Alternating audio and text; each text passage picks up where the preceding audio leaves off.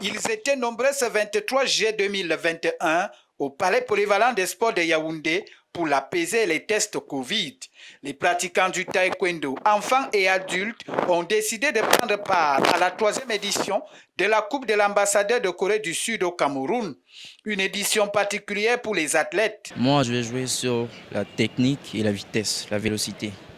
Parce que, bon, il y a vraiment des personnes très expérimentées et je ne saurais pas vraiment rivaliser avec cette expérience. Du coup, je vise plus la technique et la vélocité parce que ce sont mes spécialités. Les athlètes ont passé ces épreuves du jour sous le regard très attentif du comité d'organisation qui n'a lésiné sur aucun détail. Il y a environ 6 ans, nous avons fait le constat que le taekwondo camerounais se mourait et nous avons à l'époque décidé d'initier un mouvement que nous avons appelé le Dream Open. Ça, c'était pour susciter un rêve, l'envie aux athlètes de se surpasser, de se développer. Et je pense que nous y arrivons. Nous avons récemment fait la 6e édition du Dream Open et avec tous les records. Aujourd'hui, nous avons dit toutes les compétitions majeures de la fédération, nous allons apporter notre touche, nous allons apporter notre expérience de cet événement-là pour le mettre à un standing international. L'état d'esprit des participants à quelques heures de cette compétition semble au beau fixe.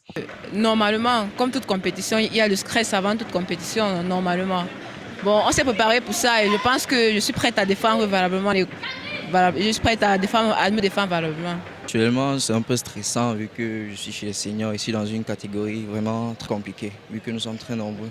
Mais bon, je me sens prêt, je me suis longuement préparé pour ça, donc je sens que je suis capable de le faire et prendre la médaille d'or. La présence remarquée du directeur technique national est un facteur de plus pour jauger le niveau des compétiteurs. La situation de sanité, malgré la situation de sanité de Covid, on organise le Coupe de l'ambassadeur. Donc ça fait longtemps qu'on n'a pas organisé de Coupe d'ambassadeur et compétition. Donc c'est très encourageant pour les athlètes et dans la fédération aussi. C'est un événement, c'est très très important. La bataille s'annonce donc rude au vu des ambitions des uns et des autres, mais au grand bonheur des organisateurs et surtout du diplomate de la Corée du Sud.